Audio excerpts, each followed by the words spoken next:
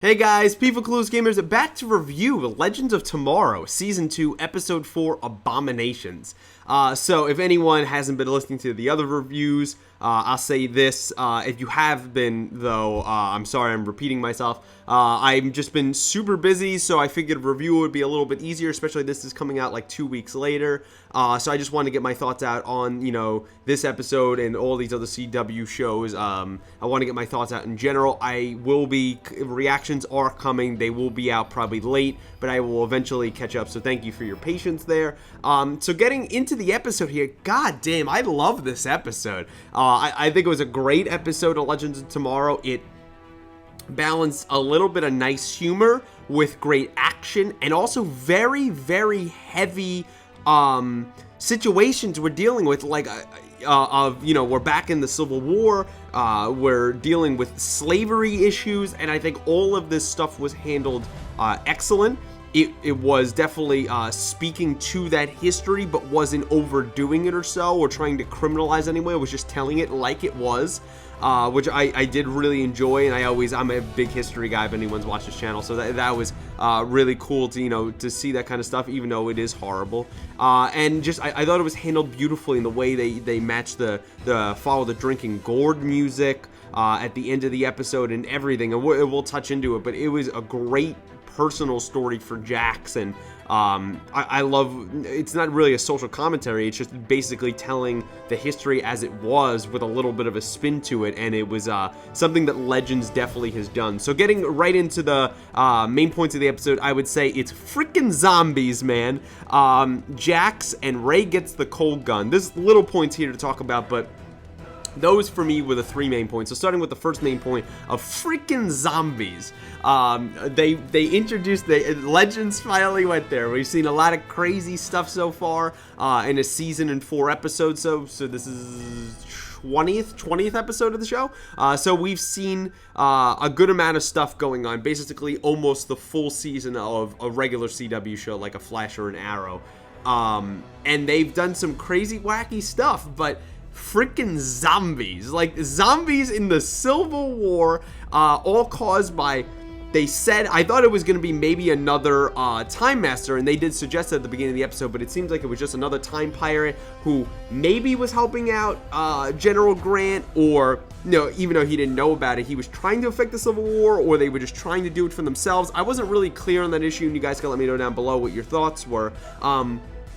But this guy, he came from like 2235. His whole team, they were dead. Now we knew, we didn't know at the beginning of the episode that zombies killed them. And then this guy gets infected as well, and he infects Confederate soldiers that find him here when he crash lands in Mississippi in 1863. Right at the height of the war, they said, the bloodiest year in American history. I was wondering, I was like, where are we in the Civil War in the sense of 1863, but we haven't got to Vicksburg yet.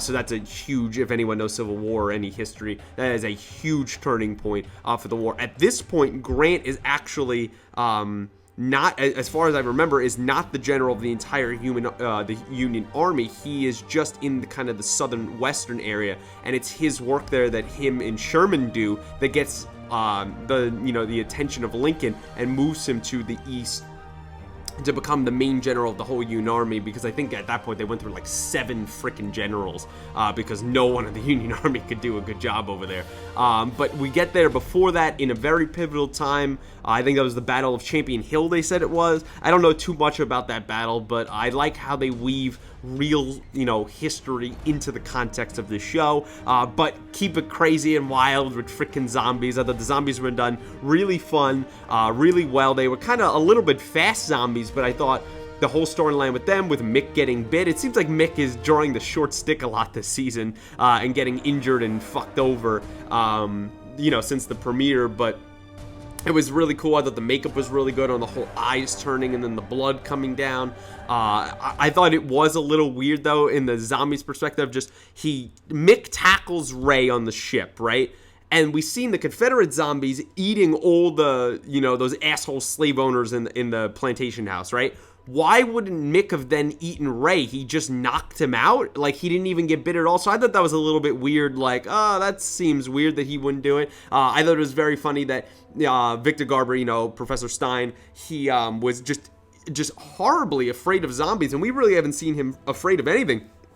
Honestly, for a 67-year-old man, he's had incredible, I guess, moxie is what you would say. I mean, he really is crazy sometimes with really going into situations and like just having the will and, for lack of a better term, the balls to just like tell terrorist offs and villains and everything else, and yet he was afraid of freaking zombies, which is understandable. I looked up before this review, I was like, was Victor Garber in a zombie movie? And maybe it's like a reference to that I'm not getting, but apparently not. If anyone knows more information on that, let me know down below. But that was a very cool device of the story. It was definitely kind of the only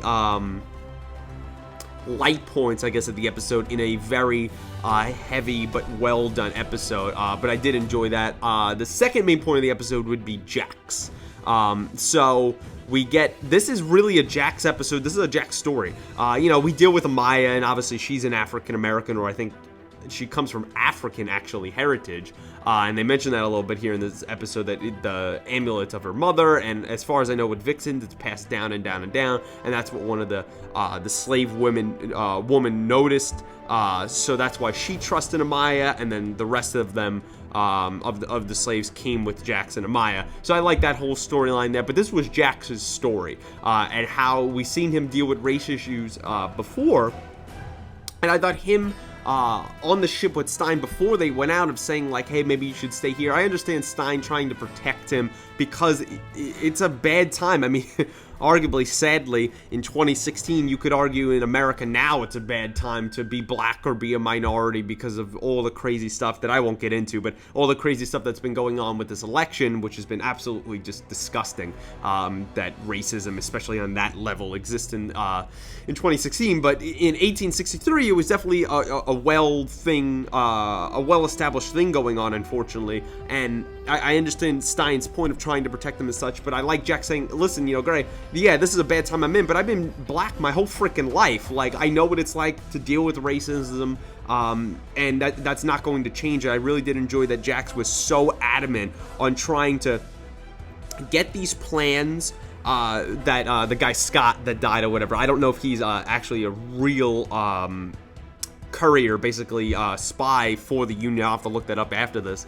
But I really like that. Unfortunately, he dies. They change history, and the legends have to go in there, and they gotta kick some ass, and they gotta save the planes. And I liked it. First, Jax was very, Amaya was the one that was like, we gotta help this slave that was getting beaten, this woman that was getting beaten, which was a horrible scene to watch. But I thought they did it very tastefully, in the sense that they did cut away. We just kind of hear it, and we don't need to see it. This isn't like a Django Unchained or like 12 Years a Slave. Like, I don't need to see it in Legends. I know what it is. It's not that I'm afraid to see it. It's just that I thought it was done very tastefully. It wasn't, the violence was overdone, because I think most people know at this point that not only is it a CW show, it's a family show, but the horrible things were done, and you still had the impression, because we seen what was going on, we heard what was going on. But I like that Jax was the one to talk her like, hey, that's a horrible thing, but we have to do this mission. And then Jax kind of comes around, and he sees how low he's treated in the house, and Jax always has this little bit of attitude, and in this case,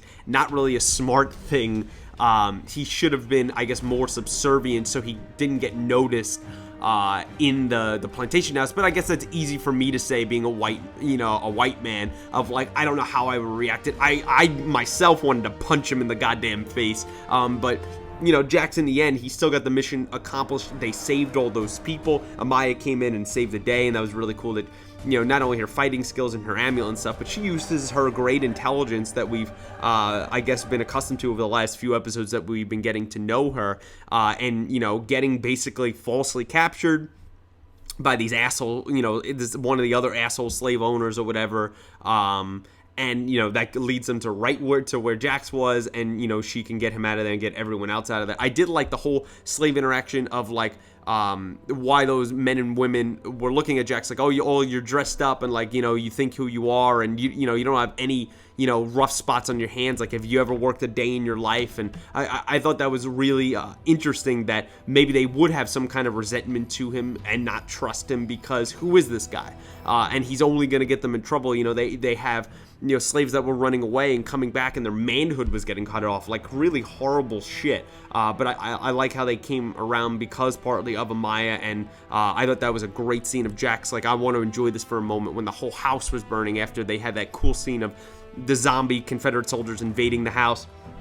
And you had that slave owner that he's like, we got to work together. And I was like, fuck that guy. I get it. Just take his fucking gun. Like, fuck that guy. And gladly, it looked like Jax was going to be the bigger man and maybe save him. But that guy didn't deserve to be saved. And I'm glad he got eaten. And then Jax dropped the lantern in there. And that was such a badass scene. And then just looking from the outside of just trying to enjoy that moment. It reminded me very Django Unchained-esque of that plantation house burning. And I really did enjoy that. I like also the other men and women, the other slaves in this episode, mentioning that, look, you're named after two slave owners in Jefferson and Jackson, and two presidents. So that was definitely interesting to see that, because I never really even thought of that. But this was a great episode with the song Follow the Drinking Gore that was intertwined in I guess that was a barn they were in, and then the cutaway scene when he's talking to Stein, and it made him think, of how horrible everything is, but that he had hope, and those people had hope, and they had the will to fight no matter how bad they were being treated.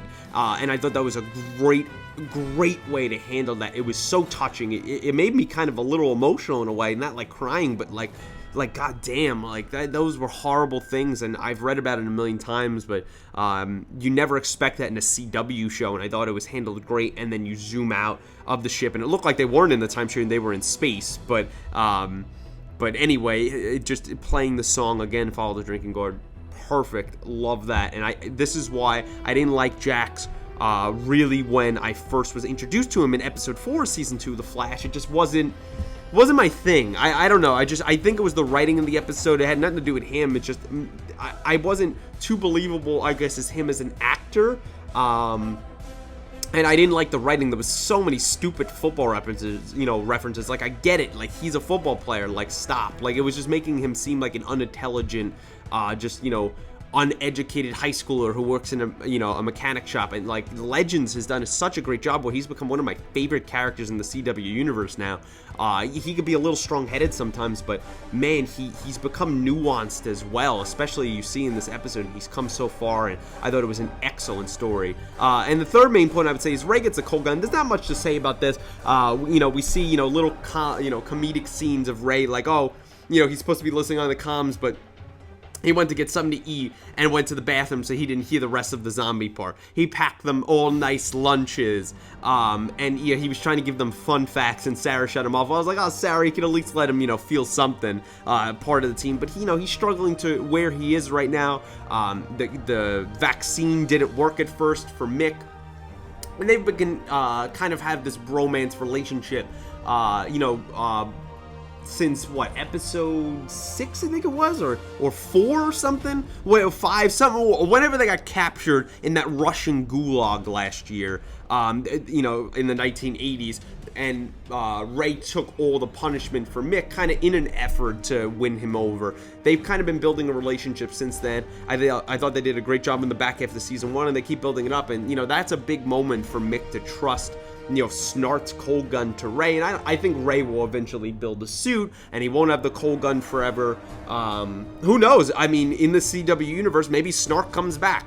I thought I heard, and don't tell me down below because I don't want to know, but I could have sworn over the summer I heard that Wentworth Miller signed some kind of deal. So I don't know. I guess it's possible. I mean, Sarah's been brought back like 3 times, so everyone's been brought back at this point, so it's possible. But right now, I think the first thing Mick should have said was he should have said, take apart the gun, kind of like Snart said to him. It would have been like, Mick was kind of the student and Snart was the teacher, and then the whole roles were reversed. So, Ray can get used to the gun and how to use it, because it is a dangerous weapon. We seen it take off Snart's hand last season when he was trying to escape those cuffs that, Mick put on him and blah, blah, blah, blah, blah. So I really enjoyed him getting that, expanding his character. Ray has frustrated me, especially in Legends, just because I like his character. It's just he makes so many stupid decisions, but maybe we could start coming around again on him, because he definitely is the comedic side of it. He definitely is the brain side of it. I just want him to have a little more common sense. The other little points of the episode,